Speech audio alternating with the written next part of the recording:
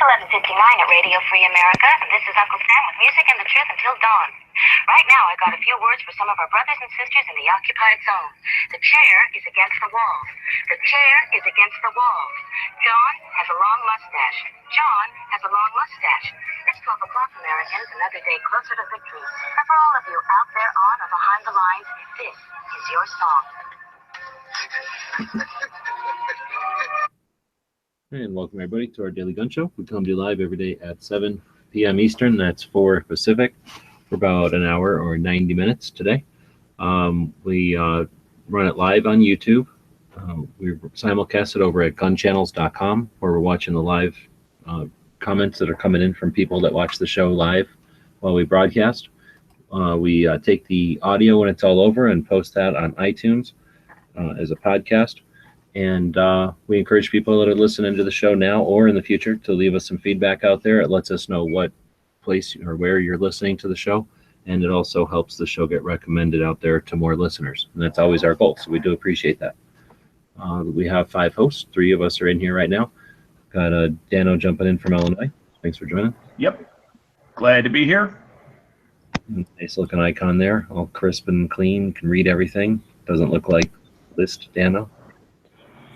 Yes, I do have to thank Moon Food for creating an upgraded version of my avatar. So thank you, Moon Food, also known as Autoloader on the Instagrams. Then we got Smeggy jumping in from Michigan. Thanks for joining. Hey, how's everyone doing? Same icon as ever. No effort. What do you mean no effort? It's awesome. All right. And then I'm down here in Arizona. Let's see. We have no idea where Bob is, but now we're going to go through the summer phase of Bob hosting the show, where he shows up intermittently.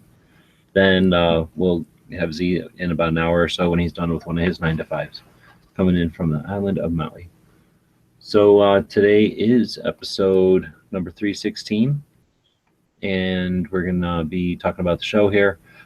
Then we talk about the week. Then we'll be talking about working with Patreon specifically for social media when you're building your channel during our Minuteman University segment of the show. Then we are going to be talking about gun tech and gun logbooks, which everybody knows is a book that you keep track of the amount of rounds you shoot, when you've done preventive maintenance, when you've repaired it, when you've added other components, so that you can keep track of the machine. And then we'll be talking about the stuff we normally hit on a daily basis, gun shops, gun of the day, gun movie, and some other stuff. So before we dig into all that stuff, we'd like to take a break at the beginning of the show, see if anything happened overnight, or in this case, since it's Monday, over the weekend. We had a... Oh, go ahead, Dan. I'm sorry. I'm just going to say I got a big fat 0. Oh, okay, that's good. More interesting weekends. But I was going to say that we had a historic first tactical quiz in a long time. Yeah. That was pretty fun to watch. Somebody's life wasn't changed, obviously. And I will admit, I missed it live, but me and Angry synced up the video this afternoon in the lobby chat, and we were playing along. And I think I was a couple seconds ahead of him, so I had a little bit of a handicap. I actually beat him on a couple of the questions. So that's kind of a fun way to do it. If you're going up against an expert, is watch the video ahead of them. And maybe we could do that as like a live thing, a live of a recorded thing, and everyone's watching different at different times based on their skill level. I was busy anyways, operating. Cool. Now that I am a operator. Oh, so that's why you said nothing, because you can't talk about it. Operational security. I understand. Yeah. It's the life. But other than that, as far as like news and stuff, I don't know of any gun-related stuff that happened over the weekend. It's all kept quiet. If you only knew.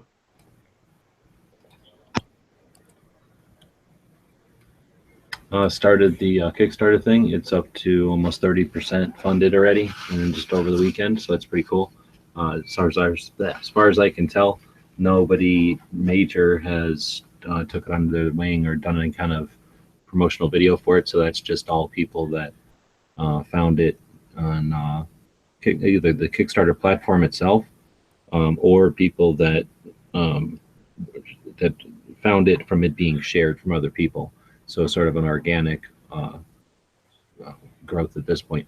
And we might do something on that, since I don't know if I wasn't thinking about that when we were doing out the schedule, but since on Mondays we like to talk about behind the scenes and stuff, one of these Mondays we could talk about what it's like to run a Kickstarter project and the kind of data that you can get from it, and the kind of cross effort or dual effort you can get accomplished with it, as far as working with people and networking and helping people out and being able to say thanks for their efforts and stuff like that. But anyway, started that over the weekend, and that was pretty neat to monitor. Thanks for all the people that are supporting it and sharing it. Like I say, most of everything really that it's gotten so far has just been from individuals sharing it, and then people stumbling across it and thinking it was an interesting idea. But if there's nothing else, I guess we can move along. Of course, there were quite a few shows this weekend. Did Travis have a show on Saturday morning? I had to go work. Yes, I believe he did. So Travis and then Rick probably had a show in the afternoon. And then, like Smeggy said, we had the tactical quiz. So if everybody keeps that up, it looks like we now went from Saturday being a big zero to being a big hero, with 3 live shows, potentially a lobby, and then a tactical quiz. So Saturdays might turn into the place. Continentals might turn into the place to be on Saturdays. Tell me you didn't just like lay down some rap. I don't think I did. Went from a big zero to a big hero. He's been watching too much Shark Tank. Well, anyhow, so thought that was kind of neat though, that had a lot of stuff happening on Saturday. And then there was something else I was going to talk about, but I guess we'll remember it if it's worth remembering. Let's dig into the show. So it's episode 316. Like we mentioned, where we talk about stuff today. Tomorrow, on Tuesday, we talk about Second Amendment issues. We'll be talking about interpreting the Second Amendment through modern times, whatever that means. Then good idea, bad idea tomorrow will be firearms on display.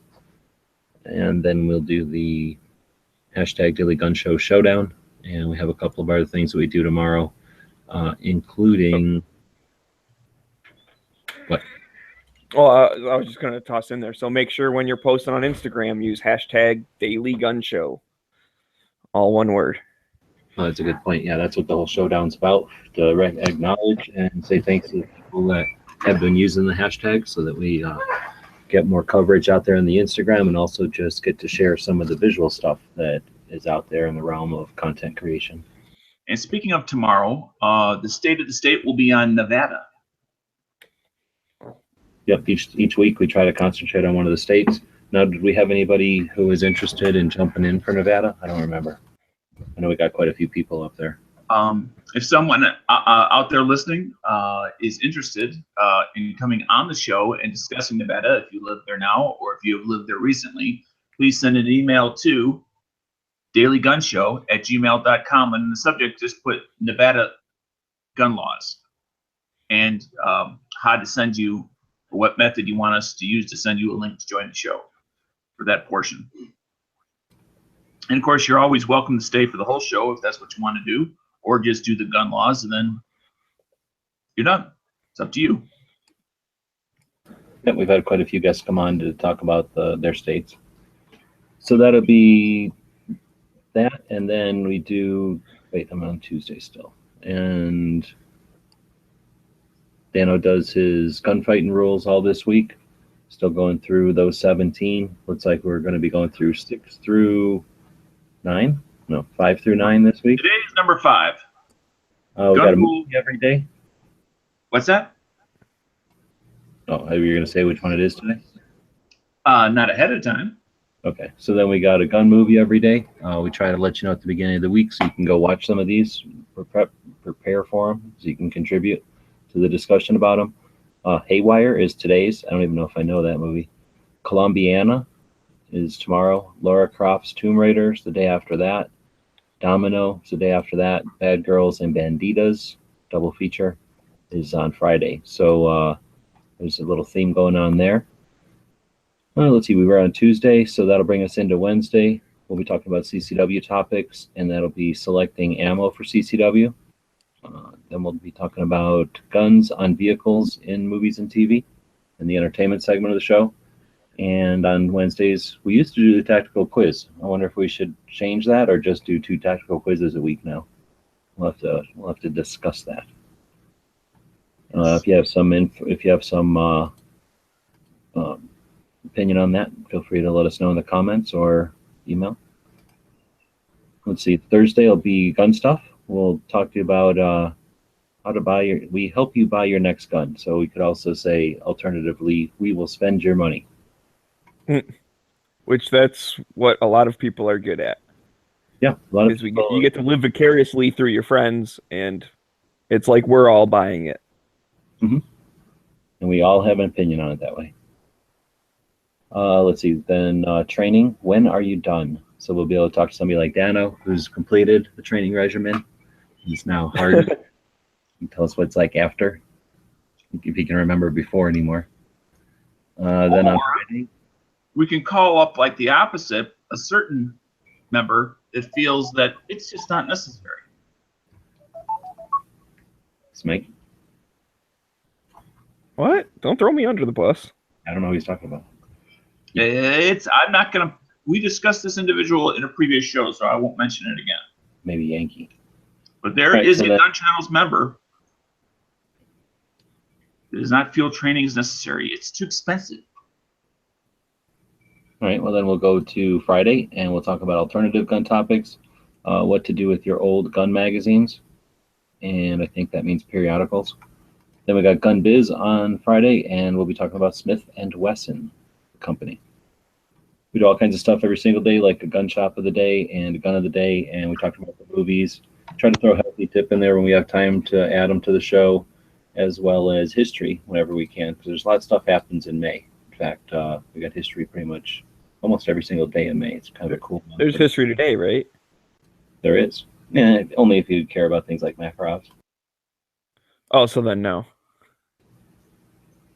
But it is definitely opportune that Makarov is this month. All right, well, with that, though, I think it's time to jump into the show. Unless you guys had something else, we can start digging in. We like to talk about the week up ahead of time, give people an idea what's coming, and ideally you let your friends know, oh, they're going to be talking about such and such, and you asked me about that the other day. That's word of mouth is all we got. We don't have any money for advertising. I don't know if we would advertise if we could.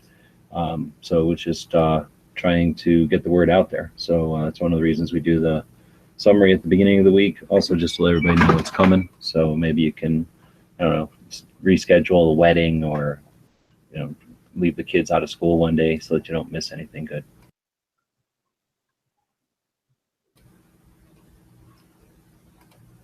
So yeah, I guess definitely. that'll take us into today's gun. Let's see, we're calling it. I'm going to try to change the name to Minuteman University without anybody figuring it out. So in our Minuteman University segment of the show today, we're going to be talking about how to use Patreon with social media, or as a social media is probably a better way to do it. I don't remember if this was one that somebody asked, or I usually don't put punctuation in there, so I'm guessing it's not my idea in there. So I don't know if somebody asked it to us in the scheduling session or an email. Do you guys remember? I do not. So Patreon is a funding option, right? So it's I'd like to think of it as putting the hat out. I used to call it a tip jar, but a tip jar implies you're getting paid, and that's a little extra gratuity, like a way to say thank you for doing service above and beyond. But it's not. It's a lot of times the only funding source for people. So I think it's more like having the hat out. You're doing your little show, whatever it is, content creation you're doing. It can be anything really, from music to comics to novels and books and podcasts and blogs to photographers, people on, I don't know, doing kind of journeys or adventures and stuff, and then people that want to participate and create and keep that effort or that project going go onto this platform, website basically, community, and they pledge financially anything from $1 or less, even all the way up to however much they feel like spending to keep those projects going. And then as the person who's creating content, you have quite a few options on how to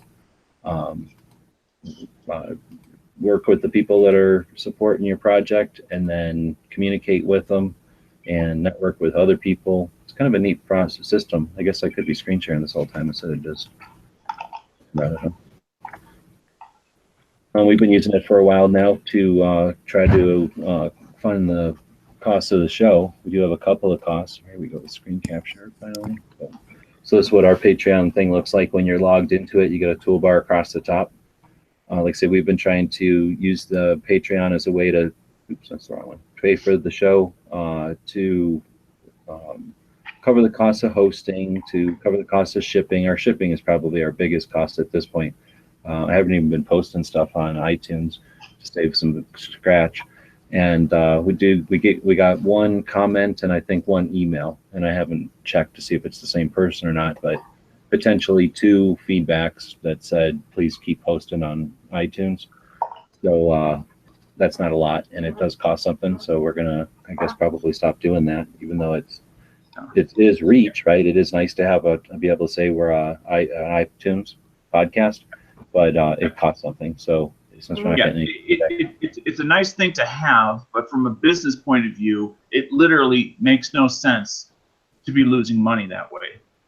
You're right, but as a business point of view, you're more attractive when you can say something as prestigious as an iTunes podcast. Typically, people that are paying for advertising aren't savvy enough to care how big of an iTunes podcast or not. The fact that you're there is substantial enough for them, and then once you're there, of course, you can grow. So if the show grows, our presence there should grow. So that's why I've kept going with it. But you're right, it is an issue. So anyway, that's something that Patreon can help eliminate. You know, when there's enough Patreon scratch coming in, then those kind of decisions become a lot easier to make or don't need to be made.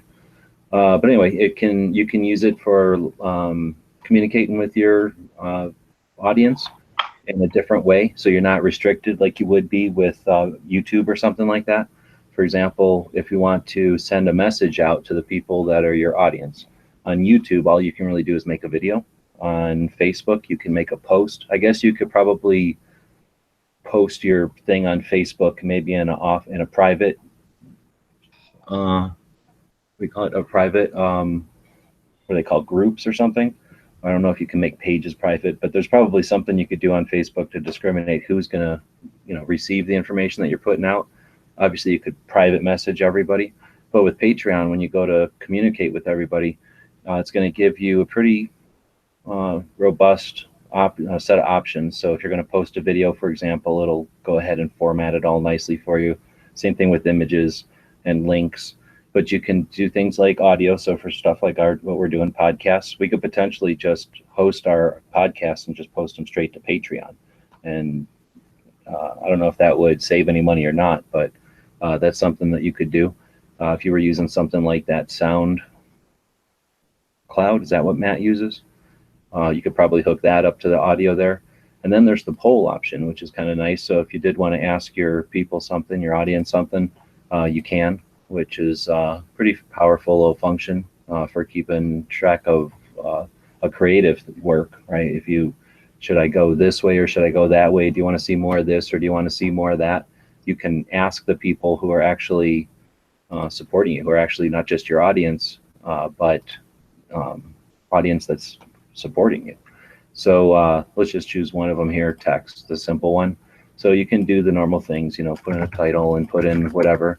It's pretty powerful. Again, little easy to use thing. So let's say I put in something here. Let me check on that for you. Seriously. If I want to make that bold, or if I want to unbold this, compared to some of the other platforms that are out there, this one is just really user-friendly. I'm really enjoying it compared to some of them. You have to really struggle to do some of this stuff. So anyway, it's pretty easy to create a post, but then here's the real power. You can give it some tags, which can be useful. Well, we've talked about tags before, but tags can be very useful for keeping track of what's working and what's not when you have creative stuff going out there, things that are on multiple topics, and you start to accumulate a library of stuff. Using the tags can really be effective. And then, of course, for when people are searching for you, it's necessary. So let's say we're just putting in garbage here, but we come up with some tags, and then the power though is when you can go over here and you can say, I want this to go to everyone. I want it to go to all of my Patreons or Patreons, whatever, everybody that's supporting the project. Or you could have it go to a specific tier. So like for us, we have a $1 tier for people that just want to keep the show going, and they just want to throw in $1 each month, which is like a quarter a week, or the $3 level. And at that level, we offer them the potential to get one of the random patches we give out each month.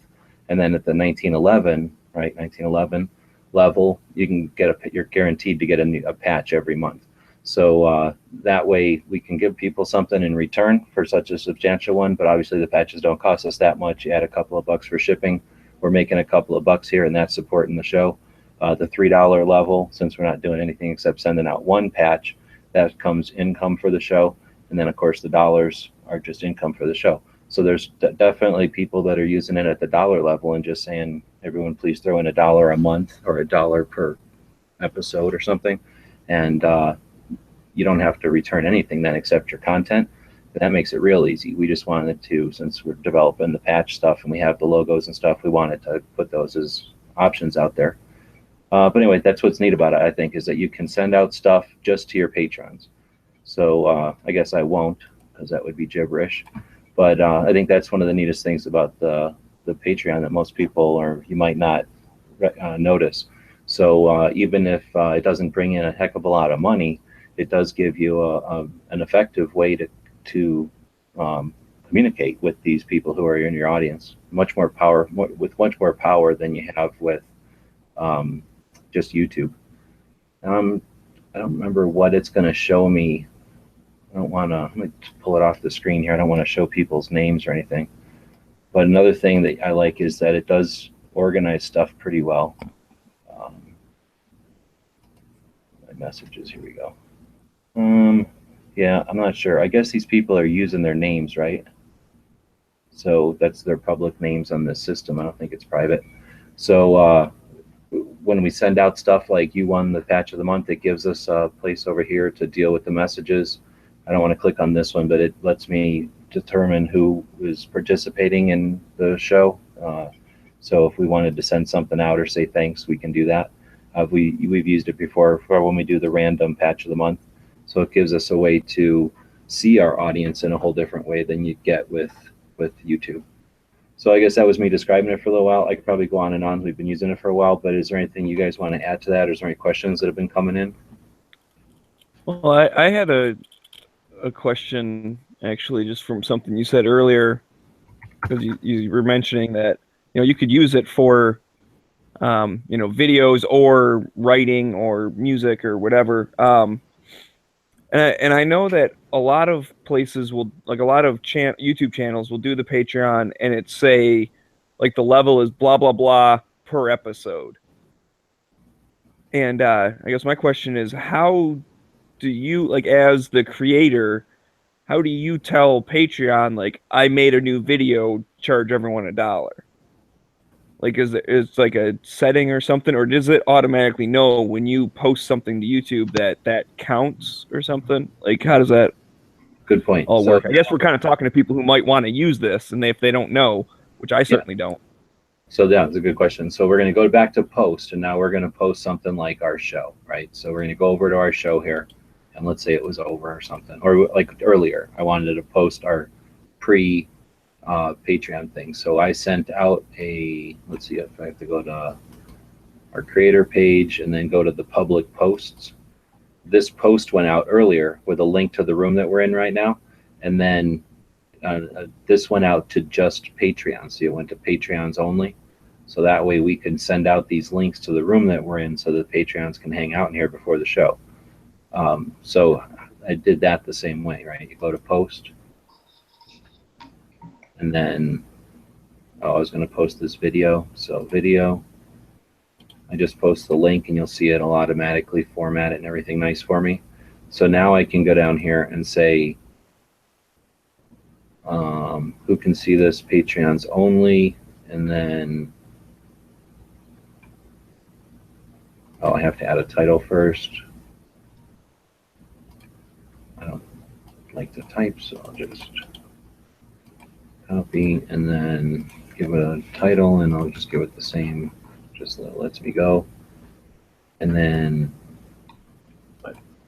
I think something that if you click on the Patreons only, that tab demonstrates is how you can create separate categories of patrons with different attributes, i.e. different support levels, i.e. different reward levels, if that's the way you want to do it.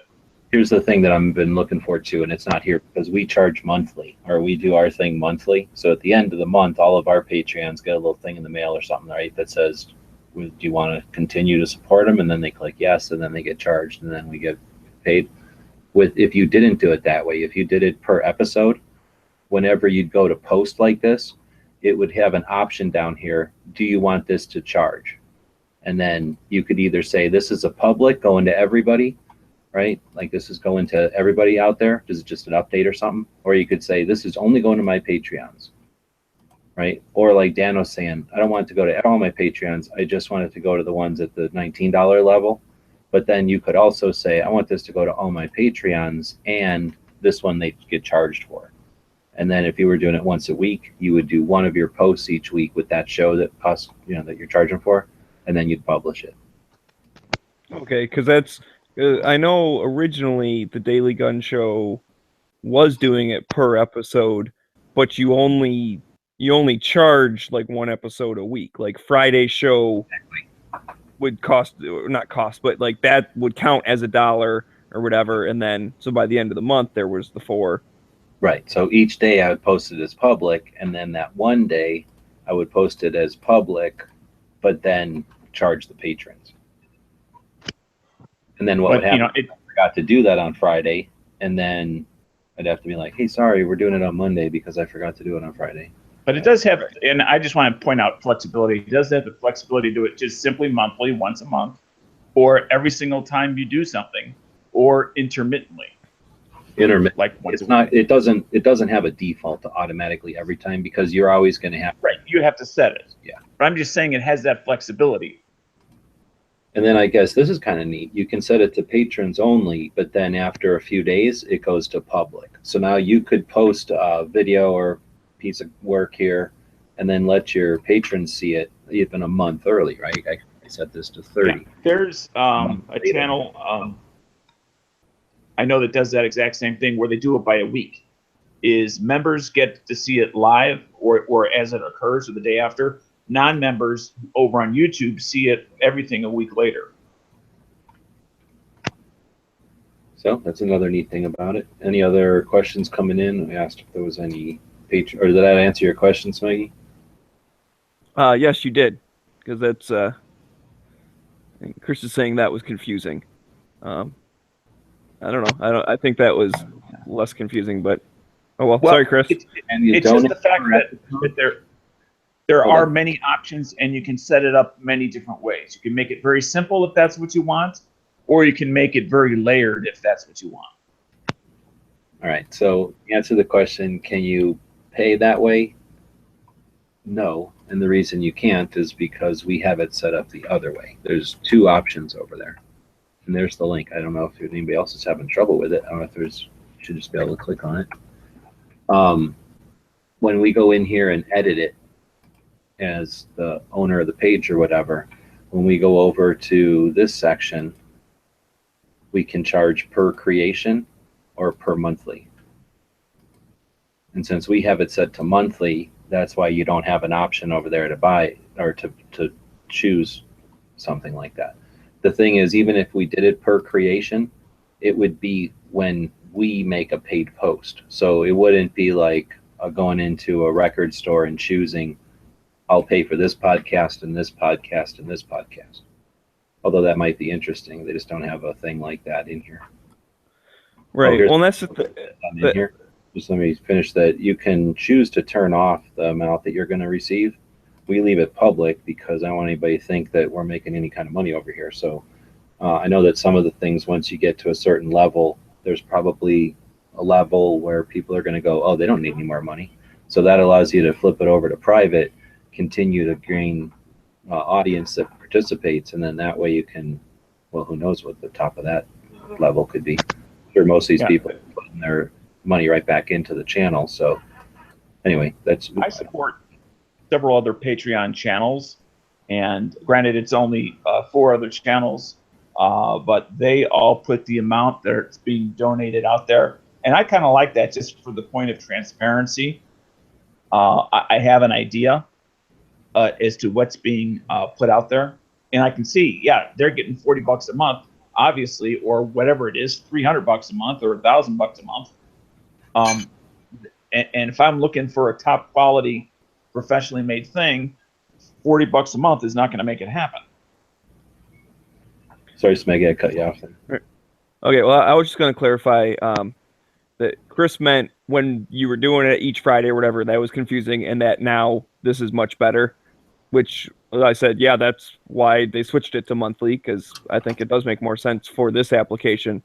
But one of the things I do like that other creators do is if they only make a video every so often, like there's a couple of like science channels and stuff I watch that do like experiments and things, and that way, you know, you're only donating or you're only paying when they do actually do it. So if they are on some big long you know, hiatus, or they're working or whatever, it's like you're not sitting there paying them each month for nothing, and then they're like, oh yeah, we might make a video today. It's like it encourages them to keep making videos so that then it gets posted on the Patreon.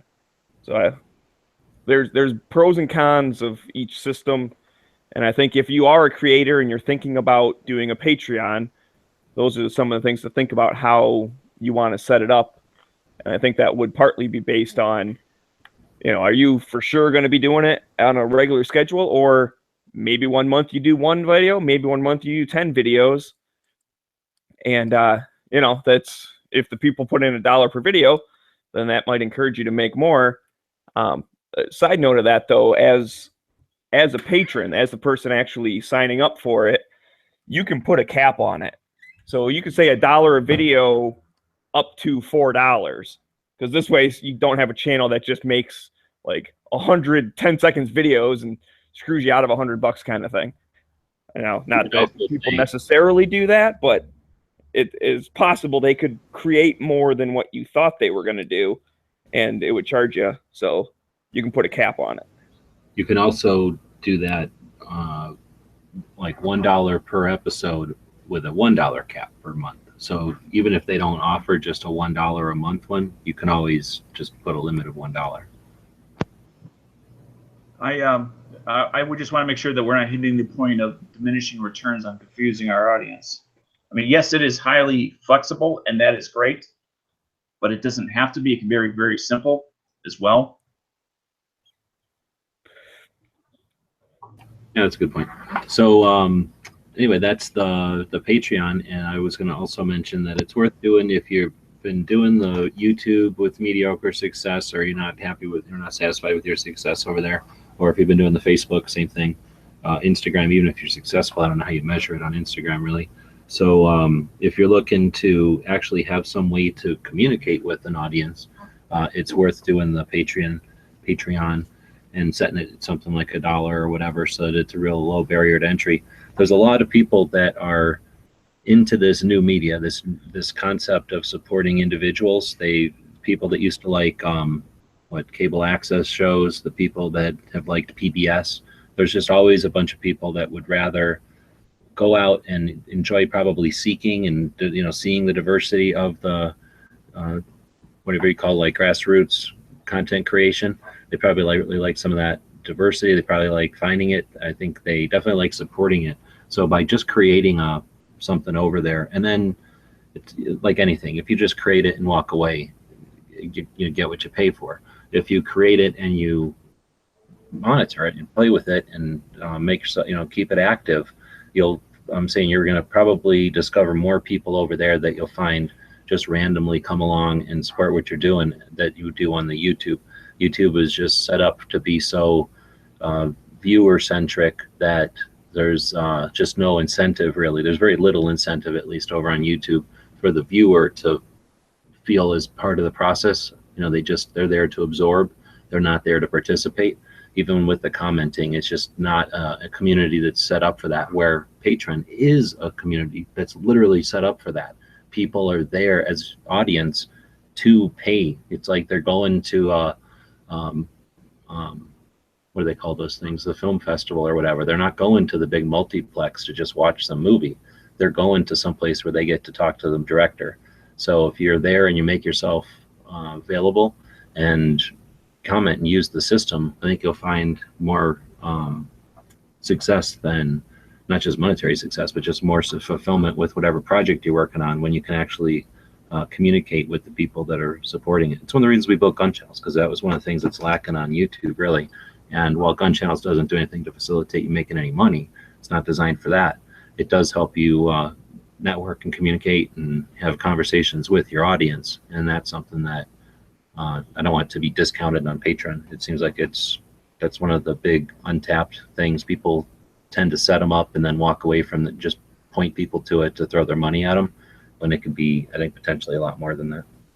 Right. Well, you kind of touched on something that I did want to mention as far as like a tip of how to use Patreon better or whatever, or Patreon better, is support a couple other channels, because a lot of times I'll find a channel I like and then I'll be like, I wonder like who else supports this or who they're supporting. And so like by all of those kind of linking together, it might help like your thing get more patrons. So if there's anyone out there thinking of setting one up, that's the Smeggy tip of the day.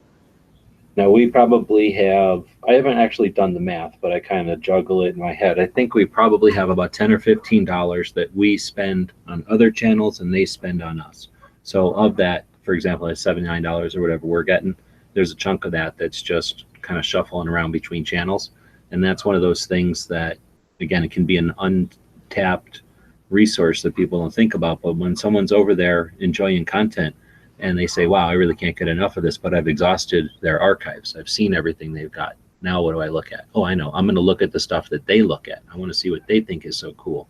So when you've got that dollar going back and forth between channels over there, it's like you're paying $1 to do it, but it's kind of a wash, because more than not likely they're going to, or somebody else is going to kind of make up for that dollar. You're creating a network of whatever, similar channels, similar type of content. And that's again, when you think about the people that are over on Patreon just enjoying the content that way, that's a much more valid link than what you're going to get on YouTube.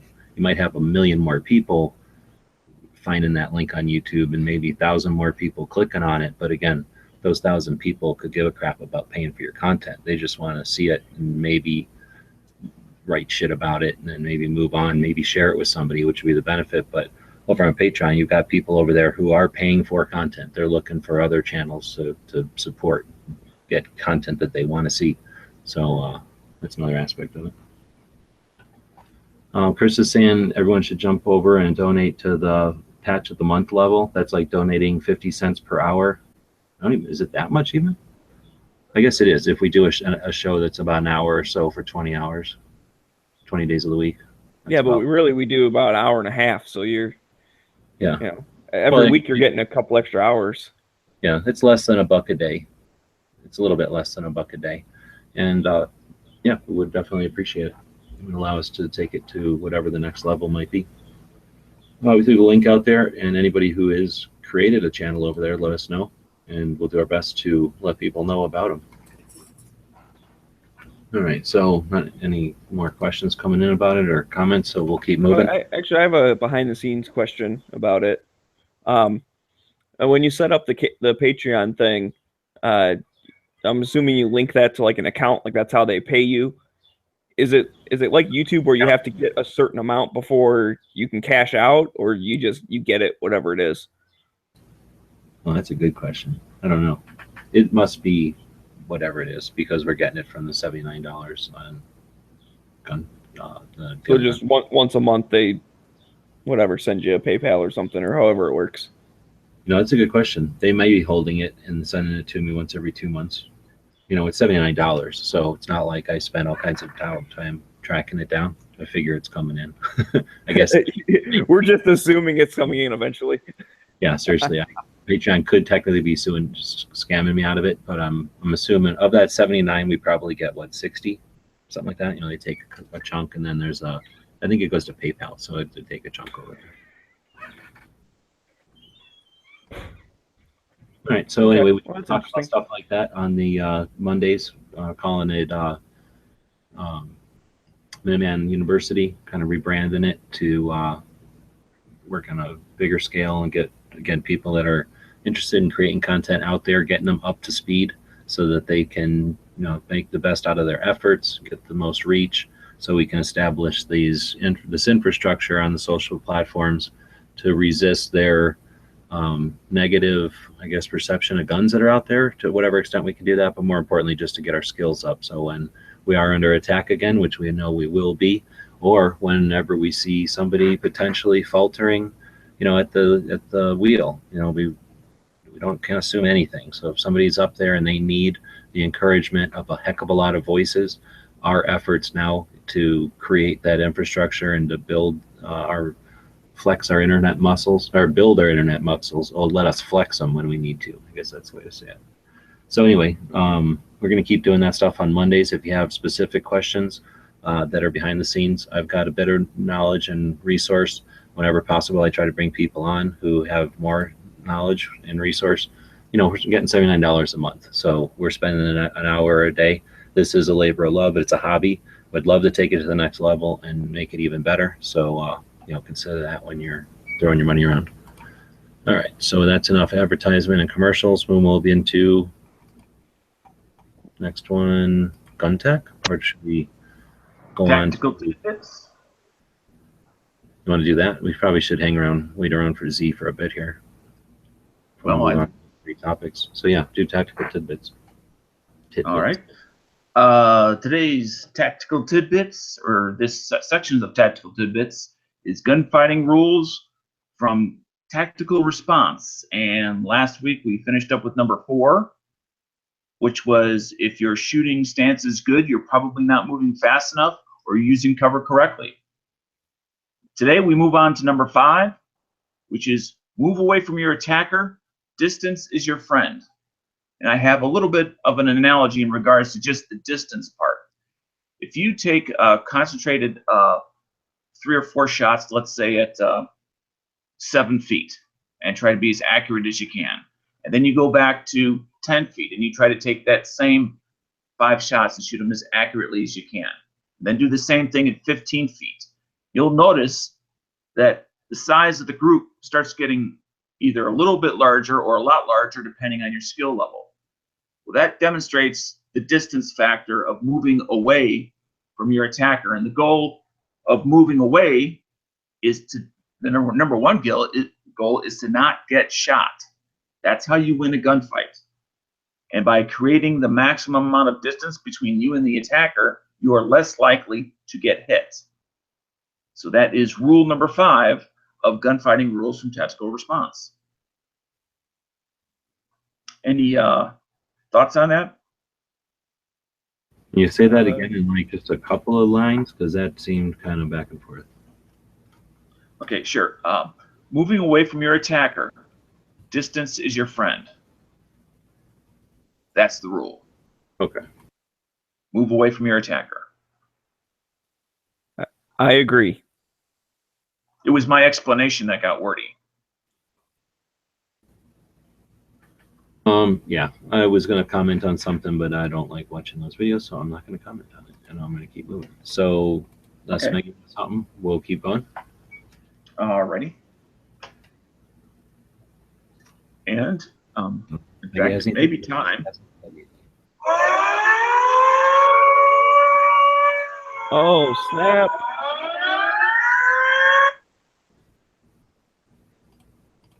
What you got there, G? I'm just getting ready. Oh, okay, gotcha. It's time for the tactical pop quiz of the day. So, those of you over on YouTube and those of you over on Gun Channels, put your cursor down in the text box, limber up your fingers. Smeggy, are you available to officiate today's pop quiz? Yes, I have both windows open, and I have seen the answer. All right. Today's question and answer was sent in by CycleCamp. So if you have any questions, see CycleCamp. I'm just kidding. He also supplied the a link to the source of the answer, which is indeed correct according to the website it was on. So the question is as follows, and I shall read it twice. How many variants of the Mossberg 83-D 410 shotgun were made? How many variants of the Mossberg 83-D 410 shotgun were made? That's 83 Delta. Is that what you said? 69. No. 5. Incorrect. 4 incorrect. 42 incorrect. 3 incorrect. 6 incorrect. 11 incorrect. 6 incorrect. 7 incorrect. 8. There you go. Hootie the hoot out. Winner. That's Clay over on the YouTube side. Got it before Mr. Knives on the Gun Channel side.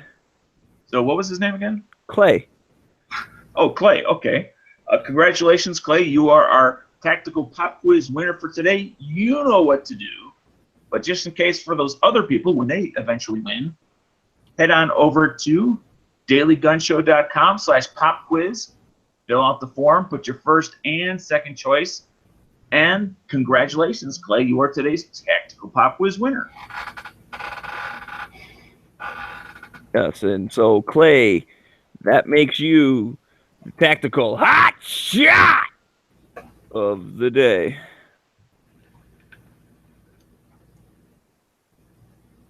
And that puts us directly into break number 2. What? I don't know about that, but it does. Break number 1. Yeah. So it sends people over to dailygunshow.com, and then we have a page over there for the pop quiz. That's where we're sending in Clay. We have a new picture up there today, just posted a little bit earlier today. Got some new patches on there, and some of these are made by us here in Tucson. Some of them are made for us with our designs. Some of them are Moon's designs. Some of them are given to us for the giveaways, and then some we bought. A couple on here at least we bought. So whoever wins will pick one off the panel there, and then fill out the form there, like Dana was saying. But we also do a segment each week where we talk about patch panel stories. So that's what we're going to segue into, I guess, right now. I guess I should. I just thought it would be a smooth transition since you already had the board up. Yeah. So right now, people out there can be looking for a patch that we might want to talk about.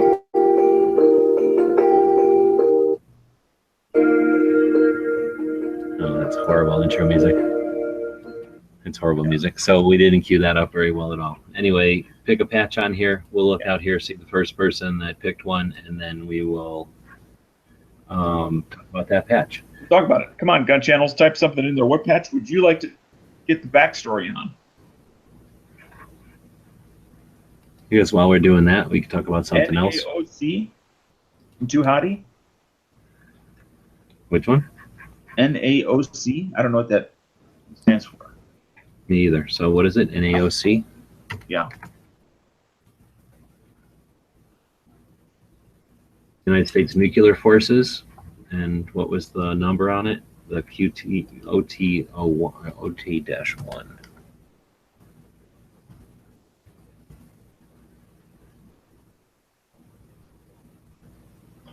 Maybe a picture? He hasn't commented back yet with any more information. Oh, it went to something else. What was the patch? What did it say? NAOC. Yeah. So, Too Hottie, if you could give us a little bit more information on which patch you're talking about. Well, we know which one he's talking about. It's that okay. big blue one in the upper right quadrant. Okay. To figure out what it is. So that's a PVC version of this one, and it is made by these guys. We'll go to their webpage. bomberpatches.com, who is the people that gave us that one. I guess that's where we figured it out. So the patch itself is a $12.95 patch. It's designed the guy who does bomberpatches.com designed this patch for Team 1 Blue Demons crewing the E4B NAOC Night Watch from wherever that Air Force Base is in Nebraska. While similar to the embroidered patch I did for them previously, it's a bit more of a company patch with the featured white PVC, or the NAOC in white PVC instead of the whatever that was. Demons. I believe that's Offutt Air Force Base. Is that how you say that? Where'd it go? I think so. Okay. Let's see. There are two others. So I guess it's the whoever crews the E4B. What is that? Big Bass Bomber?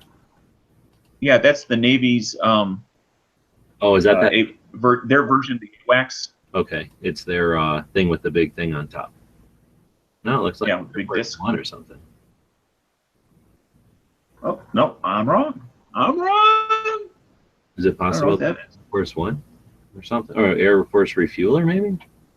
No, it's getting refueled. I don't know what the boat this is, but it's some kind of airboat. Yeah.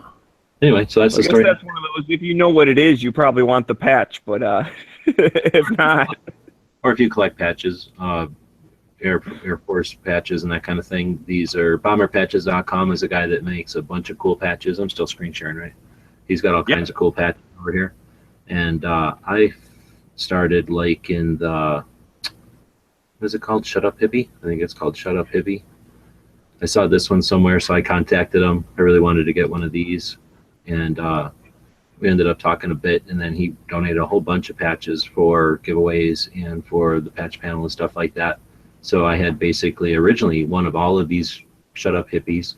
I kept one or two, and then all the rest of them went out to various giveaways over the years. And then just a whole bunch of these other ones he had sent us. So that's one of the remaining ones in the list. So it looked like it is a E4B. That was the project name. Night Watch is a strategic command and control military aircraft operated by the U.S. Air Force. So it looks like something like the Strategic Air Command up in the air. Yes. Instead of being under a bunker in a mountain, like whatever, they're just up in the air all the time probably. And I don't know if that would mean the crew or if that would mean probably everybody. Like it says, it's probably more of a platform patch instead of an actual thing. They have a layered command and control system. So if one gets taken down or for whatever reason, there's always a second and a third.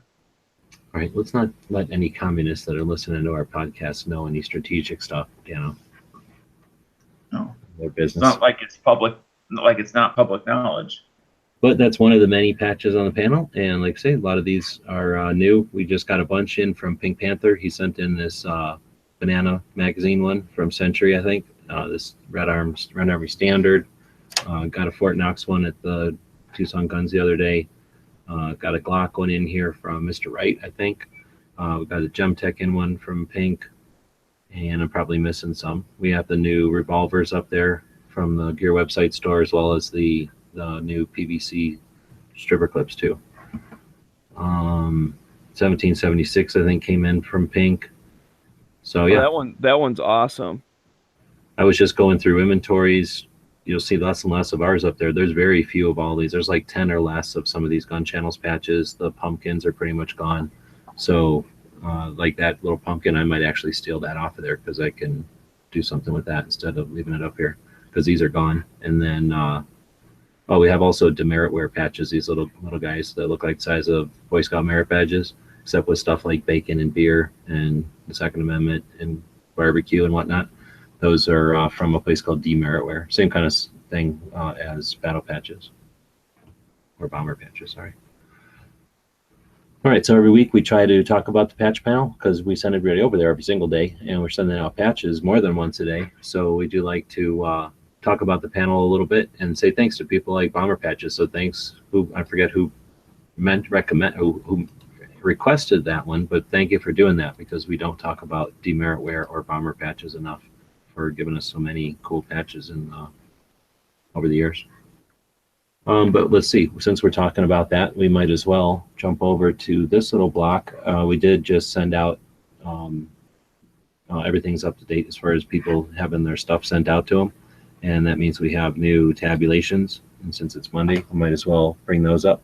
So Angry is now in the lead. We don't have a drum roll, I guess. I think it's me. So I could, but I'm too triggered by Diecaster here. If he wants to look at my screen for a second, Clay was first, bro. Anyways, I'm done being triggered. yeah, see, we don't have Bob here to give him the angry flapjack speech. So anyway, Angry American is in the lead with 42. Sean Ponnery, who won the tactical quiz on Saturday, sadly is in now second place at 37. And then Matt G is coming in third with 31. So there's getting to be a little bit of a gap. Those guys were all head to head for a bit there. But looks like they'll need to quit leaving it open for everybody else and try in there a bit more.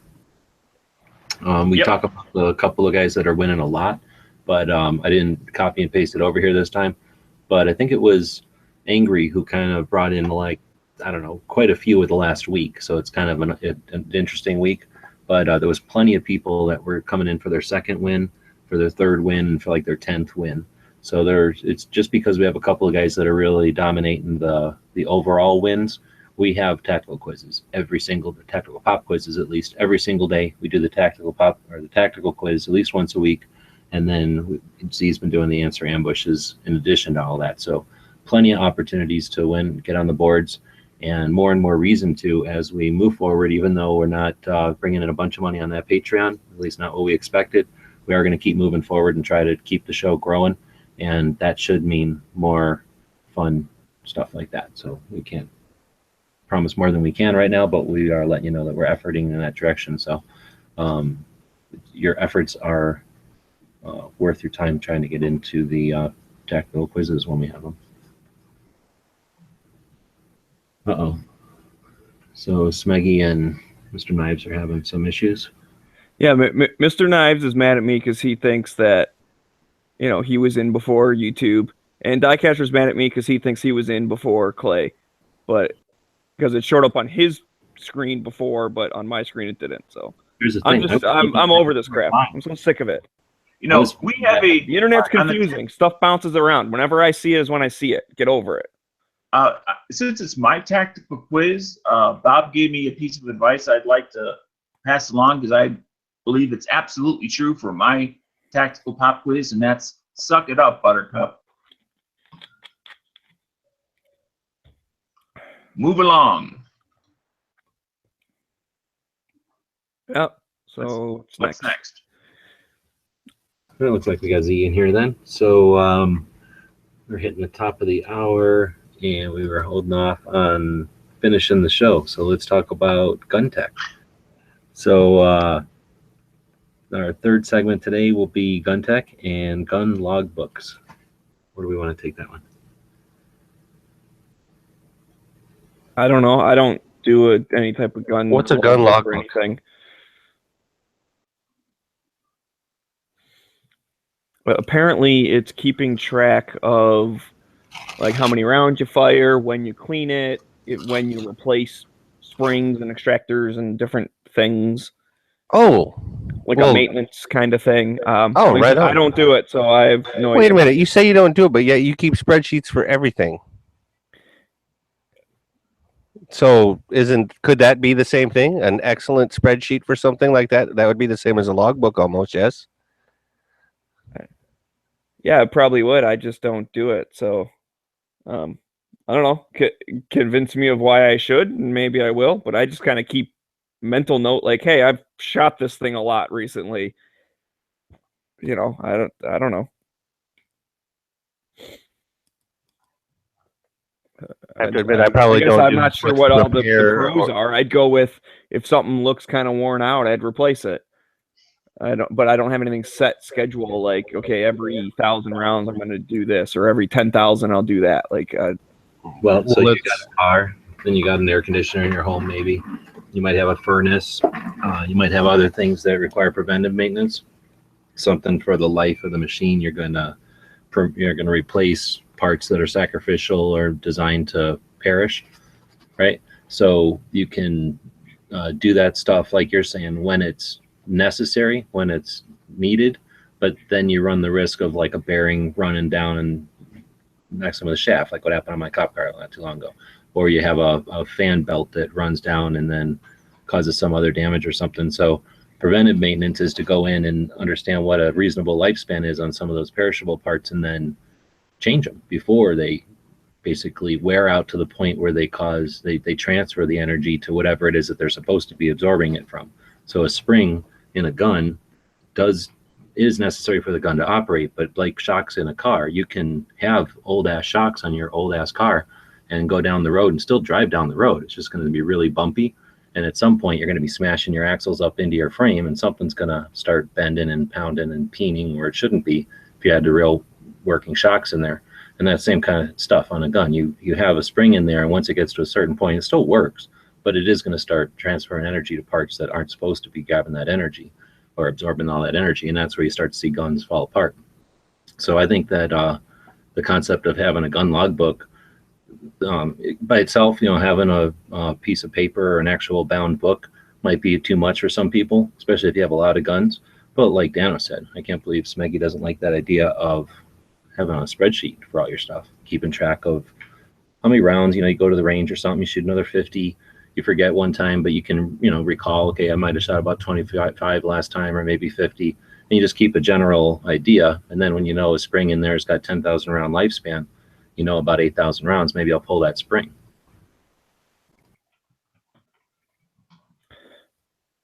Well, I certainly could add a column to the spreadsheet I have that already has all my guns listed on it. Nice. It certainly would be easy. I guess I just didn't think of it that way. And then, it's, heaven forbid any one of us would actually ever have to use a firearm in defense of, yourself or another person. You'd really hate to have it be on the, 95th or 9,560th round that all of a sudden that's when it decided to malfunction from that spring that we were talking about replacing at 8,500 rounds or something like that. I mean, and it seems like it's just such a small thing, but a great idea. I mean, that's why they keep such meticulous logs on transportation, like planes and things like that. Because people's lives hang in the balance. It's pretty much important. So you're saying like the perception, if we come into court and they say, oh, what kind of ammo are you using? They can say, well, let's bring into evidence the log book where you keep track of that. And here's the batch of ammo, and here's the lot of ammo that you were carrying, and here's where you practiced with it. Here's where you used it in a class and shot over 1,000 rounds with it. And you learned this and that. I mean, I think it could be, I'm no lawyer, but it seems like it could be a way to get all kinds of stuff into court. I was to say it could be a factor for sure. I don't know, if it's necessarily getting you out of anything, so to speak, but I definitely think it would be a factor towards your ability level, perhaps mindset. It could go to several different things that would be to your benefit in a court of law.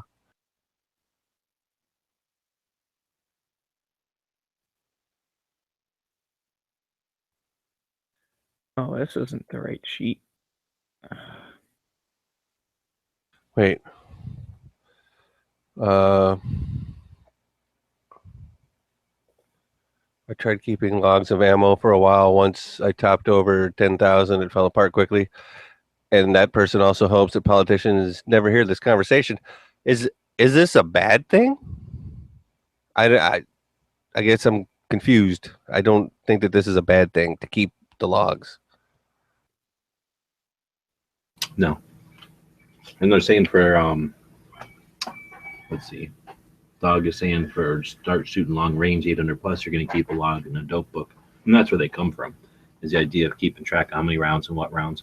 So you know how your gun works, and you don't have to try to remember. You can literally look everything up. You know how your gun works.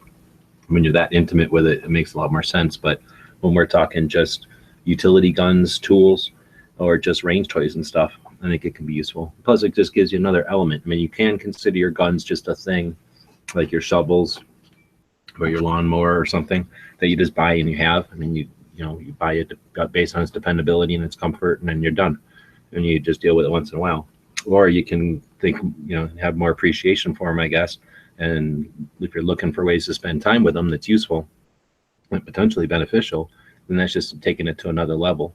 It's something that I've only learned about probably in the last 10 years or something. I bet you the concept's been around forever. Just keeping a bound book as a requirement for CNRs, people that have their own like personal collectors, FFL. So I'm sure that concept's been around since the 30s or whenever they first started keeping track. That leads me into what I was wondering. Do you think that it could also be a benefit to you for resale?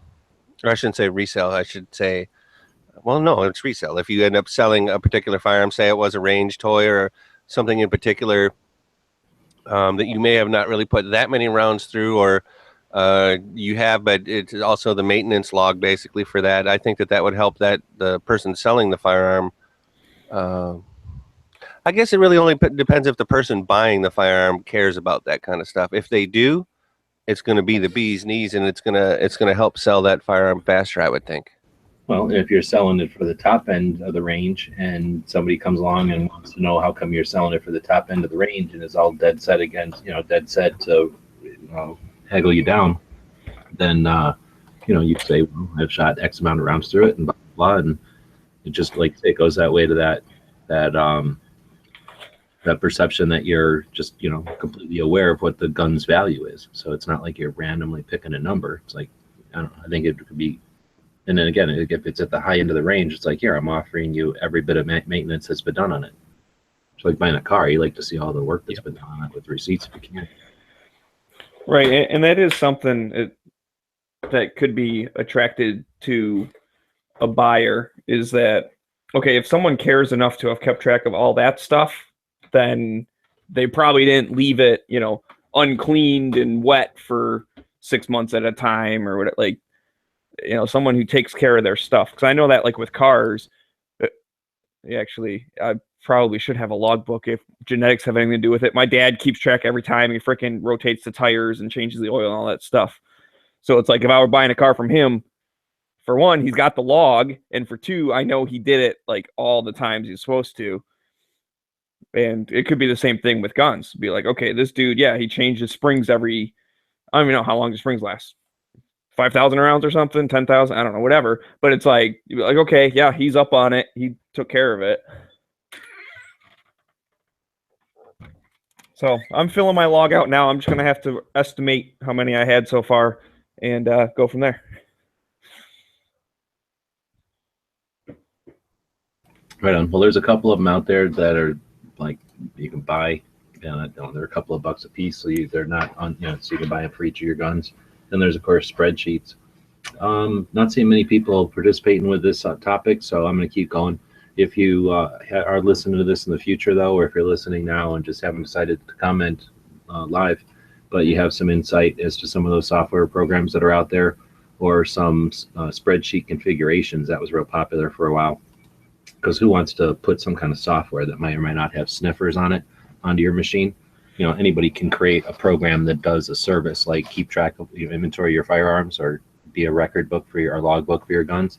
But are you just have to be confident that your antivirus can pick up any malicious stuff they might have written into that software. On the other hand, if you're talking about a way to configure a spreadsheet, just standard spreadsheet you might have on your computer that you use on a cloud-based or something, then it's just a matter of some sharing ideas on how to arrange it. So I could see that being helpful to people, because they might be like, oh, I didn't think of putting a column for that, or putting a separate row for this. Yeah, exactly. And as you talk to people, some people go really crazy about it, others don't. So anyway, if you've got something that you wanted to add to this conversation, you can always email us. Our email is dailygunshow@gmail.com, and we can always put a topic like this back on the schedule in the future to readdress it. But excuse me, I think for now we will keep going, and that will take us to, I guess, gun shop of the day. And this week we're taking a look at some of the shops that we've done videos for. And I'll screen share. This one's called 3 Points. I didn't know if Bob was going to be in here today. I probably thought he would be in here to talk about it. This is the range that he and I went to his last visit here that he just left. So we were here maybe a couple weeks ago.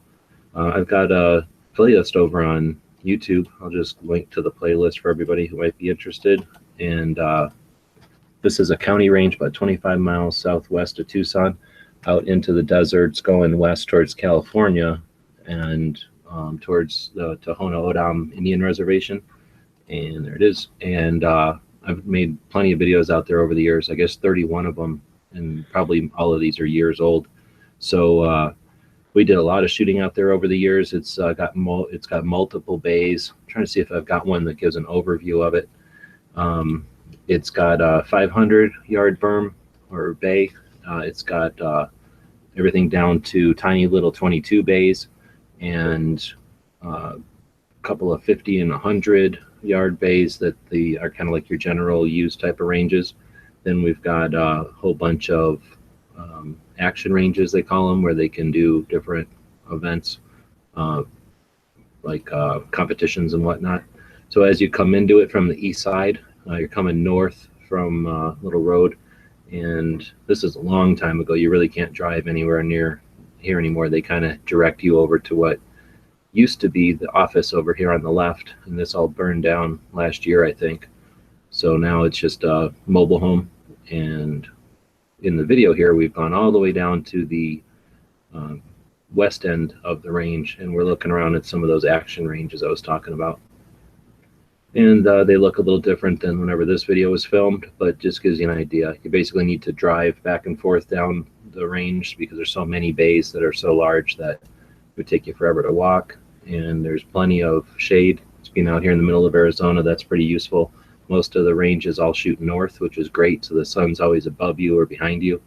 And whenever time they open and to whatever time they're closed, you don't have any issues with the sun being in your eyes.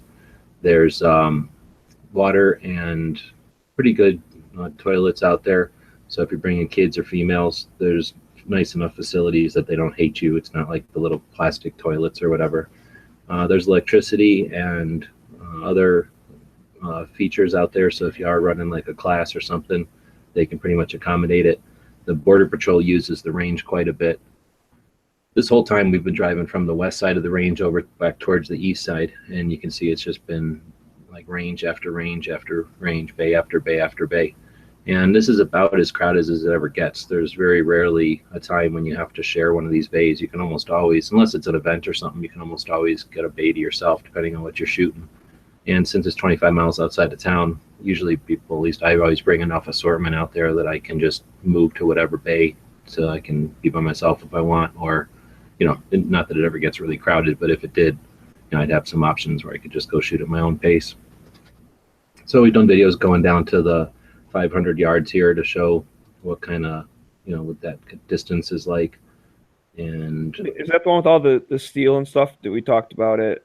Yeah, Bob was here. So it's like 200, 300, 400, and 500 meters, basically yards. And what was the name of this? 3-point shooting range? Yeah, there's a place where this little road comes out of Tucson going east toward or west towards California, and then there's a road that T intersections into it coming up from Mexico. So that's that intersection, that T intersection, they call 3 points.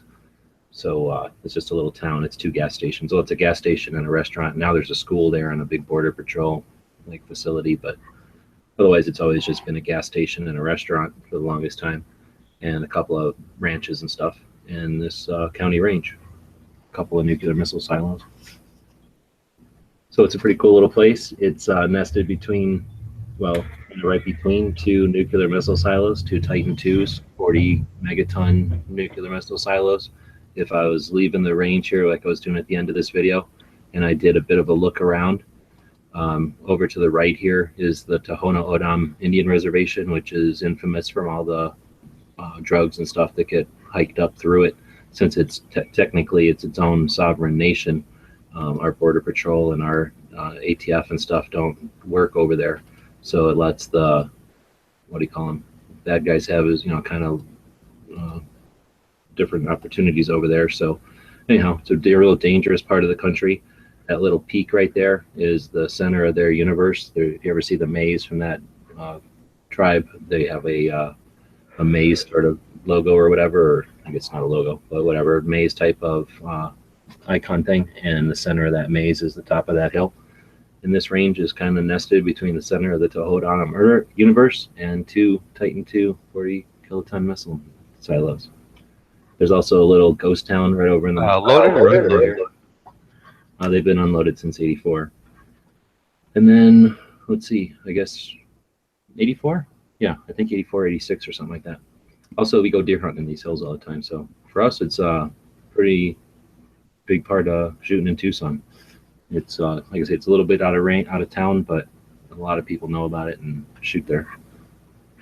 So we like to talk about a new shop every day. Today we're talking about a shooting range. It's outside of Tucson, and like I say, I just dropped the list of the playlist over there. You can watch all kinds of videos on it. I'm sure lots of other people have posted videos from out there before as well. All right, so I guess that'll let us move along. We're trying to end today right at the half-an-hour point because we have to start up and do a we're going to do a live feed for the Old West Guns playing cards. So I think we talked about it a little bit earlier, but the Old West playing card deck went live, and it's been doing pretty well. So I noticed that Kickstarter now has a live segment, and we're going to test that out right after the show right now. So I'll drop the link out here for anybody that's interested to check that out. We'll be over there momentarily after this show ends.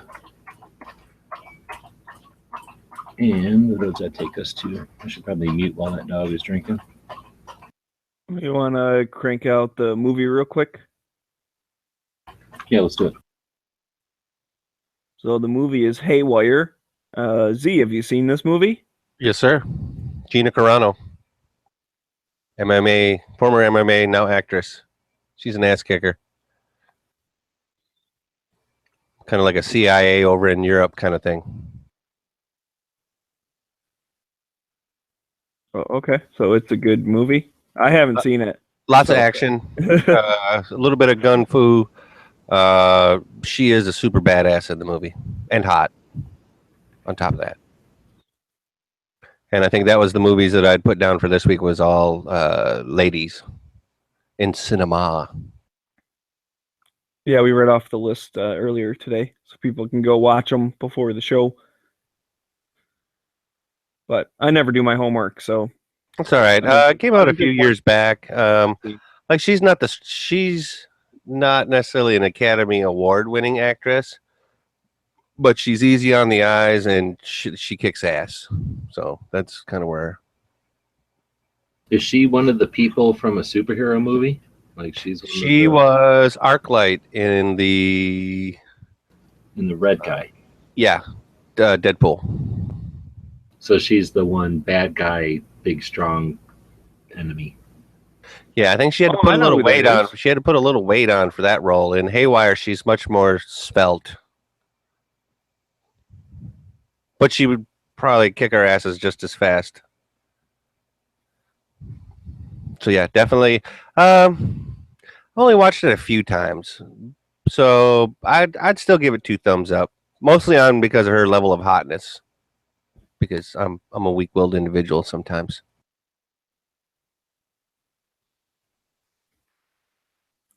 All right. Well, that's the point of the segment, though, is to talk about movies you haven't seen in a while, or if you haven't seen them yet. So you're saying it's a gun movie, and it's basically like a girl Ronin? Almost, or like a female Mission Impossible almost would be even more, because there's betrayal and double crosses and all that kind of good spy shit.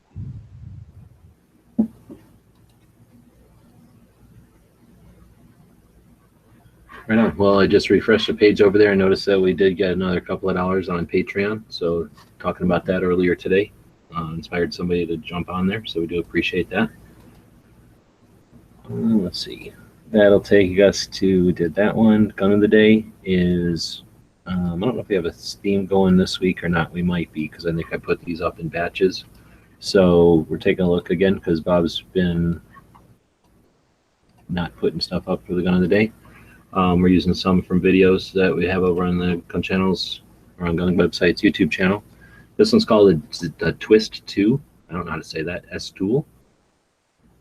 So it's manufactured by ESTUL in someplace North Carolina, and it's a little version of one of the guns we have in the Old West playing card deck, actually. So I should probably take a picture of it next to the card now that I'm thinking about it. Anyway, it's a goofy little 2-barrel Derringer. It's in 22 short, so you can see it's real tiny, and it's a it's like an over and under, but it twists, pivots on that central one. So while it looks like it's 3 barrels, it's really 2, and they just pivot on that one. It looks like the middle. You barrel. twist, and that's how you're able to unload it, right? Yeah, and it just, when it's on a perpendicular like that, there's a little loading gate on this side, and you can load it and unload it there. So it's a little reenactment or recreation of an old design, kind of between Derringers and revolvers. And that's little single action then? Yep, single action, 22 short. I think the real one might have been a little bigger. But otherwise, kind of pointless gun to shoot, little, kind of hard to shoot, and well, I have no idea how many of them were made or anything. It's fairly well made, but it's also kind of a little bit crude, so it wasn't done as like a high-end replica or anything. But you can see the fit and finish is pretty decent, just not complete. And I don't know, maybe they built these things as presentation pieces, so there's a possibility they left it sort of with that level of machining to allow it to then go to an engraver. Because this kind of gun, you'd take it to an engraver and make it worth a lot more as a thank you or a graduation or a, what do they call it, retirement type of thing. Yeah, it definitely has a nice lot of flat open spaces. Exactly, a lot of potential. So I don't know if that was the intent or if it was just supposed to be less cost to finish the machining on it or what, but interesting little gun. People see it whenever I take pictures of little guns and they wonder what it is. They think it's a 3-barrel gun. Oh, I probably should have dropped the link out here. Oh, I can grab it over here. Besides that, though, I don't know what we got left. Gun channels tonight. So it looks like we got the show I just mentioned. We're going to go over to Kickstarter and try Kickstarter Live for a couple minutes. And then Matt will be doing his nerd chat tonight. I forget what his top 10 is, but I'm surprised I don't even see the link. Usually he's got me a link by now. So Matt will be doing his show. Do we have HVS out there to tell us if he's doing the his Loaded. See, I saw one scheduled on YouTube already, so I think he's planning on doing one tonight. Then We Like Shooting usually post their show. They do their live stuff on their own website, I think, now, but they do post their shows over here. So if you're interested in those. Tomorrow, though, we'll be back with either Night Strike doing Morning Strike or Sean doing Good Morning Gun Channels. And then we'll be back same time, 7 p.m. Eastern, 4 Pacific, for more of this one. Tomorrow will be episode 317. Talked a bit about it earlier. We'll be talking about interpreting the Second Amendment through today's eyes, the good idea, bad idea, firearms on display, and then the hashtag Daily Gun Show showdown.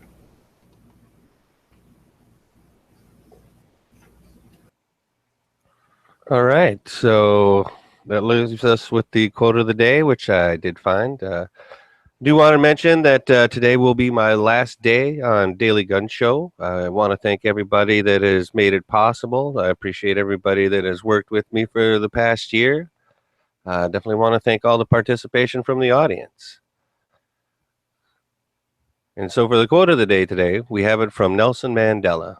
When a man is denied the right to live the life he believes in, he has no choice but to become an outlaw. Thank you, everyone, and aloha. The guys at GunWebsites.com encourage you to take a CCW class every year, practice at least once a month, and carry every day. Thanks for watching GunWebsites.com.